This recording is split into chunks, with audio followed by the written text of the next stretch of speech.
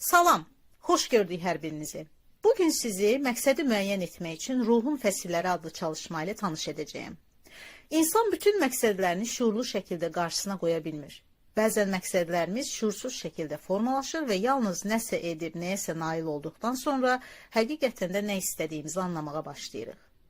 Təbiətdən çox şey öyrənə bilərik. Xüsusilə baş verən təbiət hadisələrinin, dəyişikliklərin xoş ardıcıllığını müşahidə edərkən. Biliklər və heyvanlar fəsillər silsiləsindən keçir. Qış fəsli çoxuna dinçlik gətirir, amma bəziləri üçün də ölmə imkanı yaradır. Yazda həyat yenidən oyanır. Yayda tam çiçək açır və meyvələr yetişir. Payız məhsulu yığmaq üçün fürsət yaradır və sonra təbiət növbəti formalaşma, yox olma və yenidən doğulma dövrünə daxil olur. Məhsul yığmaq istəyiriksə, fəsillərin ardıcıllığına etibar etməli, arxayın olur. Əgər biz yalnız çiçəklənmə dövrünə ilişib qalırıqsa, fəsillərin dəyişməsi bizi narahat edəcək. Eyni şəkildə öz həyatımızda çox şeyin dəyişməsini anlaya bilsək və özümüz üçün qəbul etsək, bununla da yeni bir şeyin yaranması üçün ilkin şərtlər yaratsaq, yetkinliyə çataraq fayda əldə edə bilərik. Qoy bu fikir düşünməyiniz üçün başlanğıc nöqtəsi olsun.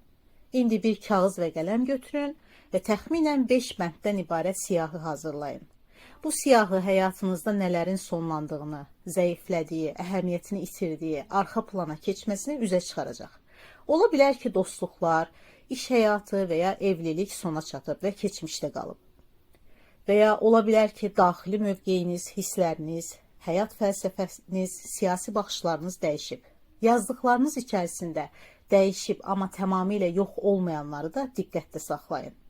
Daha sonra yeni bir siyahı da hazırlayın, həmçinin 5 bənddən ibarət olsun və bu siyahı da hələ həyatınızın tam parçasına çevrilməmiş, hələ başlanğıcda, formalaşma mərhələsində olan şeylərin siyahısı olsun. Bu istəklər müxtəlif ola bilər. Yenicə ortaya çıxan və ya getdikcə daha vacib və arzu olunan bir şey ola bilər. Yeni dostluq və ya hansısa hobbiyə, məsələn, kulinariyaya və ya rəqsə başlayan maraq və səyahət etmək istəyinin artması və s. ola bilər. Çalışın siyahını mümkün qədər konkret yazasınız və bu yazı müddəti 15 dəqiqəni keçməməlidir. Siyahıdan sizin üçün xüsusilə maraqlı olan elementi seçin.